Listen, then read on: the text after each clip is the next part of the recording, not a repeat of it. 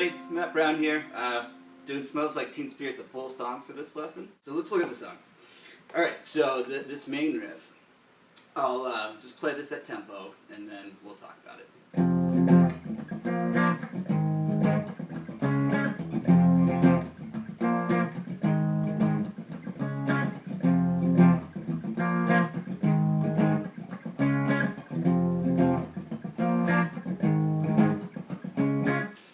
So, something that you'll notice is that he doesn't play it exactly the same every time. So there are some things that are exactly the same that do need to be there, though.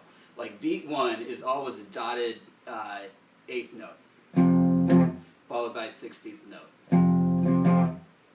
Now beat 2 is always going to be an 8th note. So for the first measure, we have this so far. Now, what happens with the rest of the bars, there's some slight variation. You might hear this. Something like that, or something like this. So the difference there was there's an 8th note, 16th note type thing on beat 4 versus just all 16th notes. So here's version 1. Here's version 2. So those little differences you'll see both during the clean sections and during the dirty sections. He doesn't play it on both guitar tracks even, exactly the same way each time. So that's something I just wanted to address and point out. So now let's look at the rest of the chords and stuff like that. So with the first chord, he's mainly shooting for an F5 power chord, but he's accidentally getting some of this this B flat in there with the F5 chord. So you might hear a little bit of that due to the way that he played his power chords just with a bar. So the next chord is a full 4-string chord, and that's definitely what he was going for. So the next chord is A flat 5, and again, sometimes you might hear a little bit of that note in there. Then the next chord is this D flat. Alright, so let's look at this again.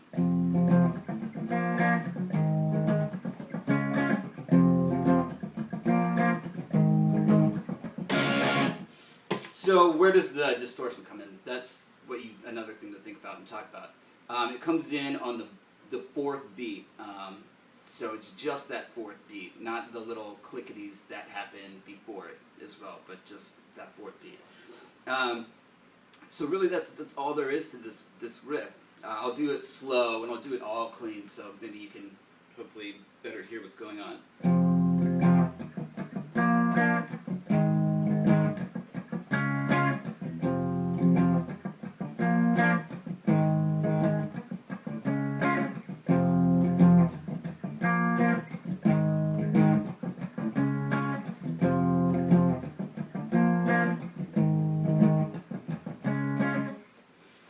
Okay, so that is our main riff, and when the distortion comes on, nothing changes. It's just played with distortion. All right, so now our next part is the little type deal, and I've seen it notated there. I've seen it notated there as well. It really doesn't matter where you happen to play this. I mean, you could even play it up here, and it still sounds good. Probably, it doesn't get... What you'll notice is as you play it on lower strings, like the 3rd and 4th strings, it's going to sound darker. So, whatever sounds appropriate EQ-wise, I would say, with the timbre is what I would go with. I wouldn't even bother basing my decision on how he plays it. So I'm going to play it here. And if you watch a lot of the live recordings, that's where he tends to play it live, so that's where I'm going to go with.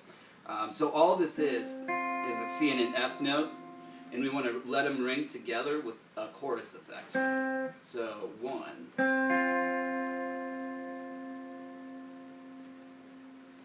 So let's talk about how you want to dial in the chorus a little bit, because that's pretty important to making this song effective. I have a Boss. It's the CH1 pedal. That's not what he used. I believe it was the polychorus pedal that he used on this.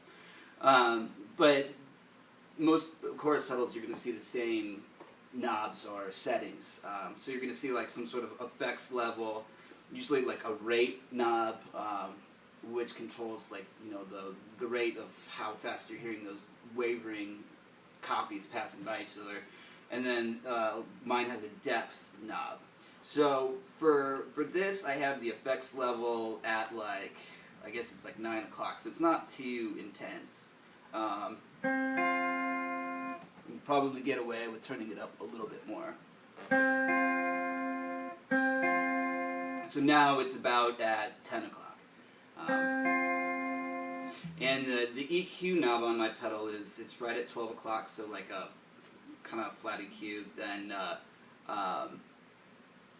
the rate knob is at like, I don't know, it's at like 2 o'clock, and the depth, or the rate's at 1 and the depth is at 2, I would say.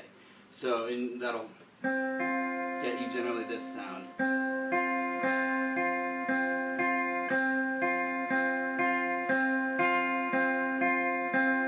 So that's the next part, is we're just playing this in these two notes in a quarter note rhythm for that next part.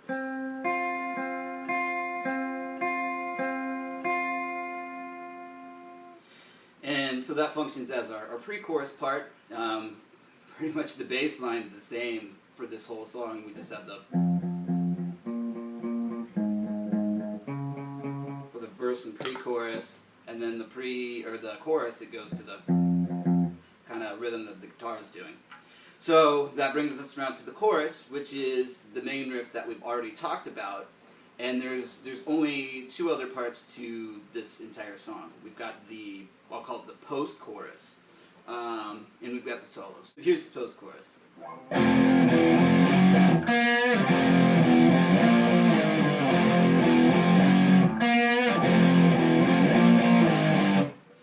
So, nothing too terribly difficult.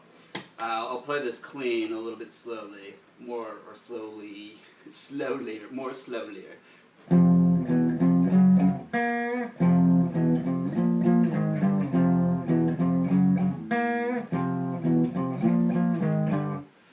So, let's talk about it. Now, with the first two chords, we have 1, 2, and like that, F, E5, F. Now, there's two ways that you could do this fingering-wise. You can flatten out the second finger there, which feels more comfortable to me, I think. There's no wrong or right way. The other way would be to use the first finger, and then your left hand's moving a little bit more. So, whatever you want to do. So, on beat 3, we have 2 eighth notes on an F sharp or a G flat chord. And then what we have is just, he's doing like a quarter step of a bend on this B flat note.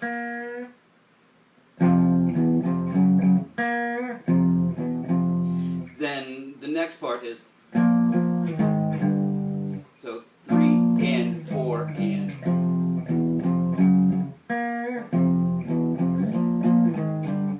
So with dirty sound again.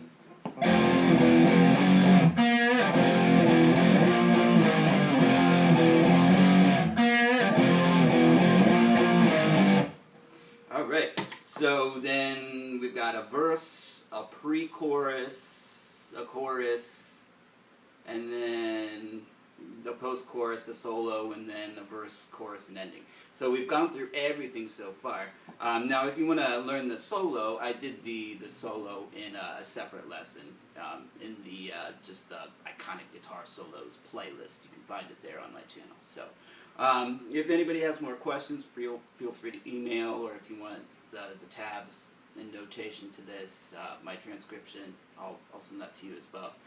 So yeah, that's about it.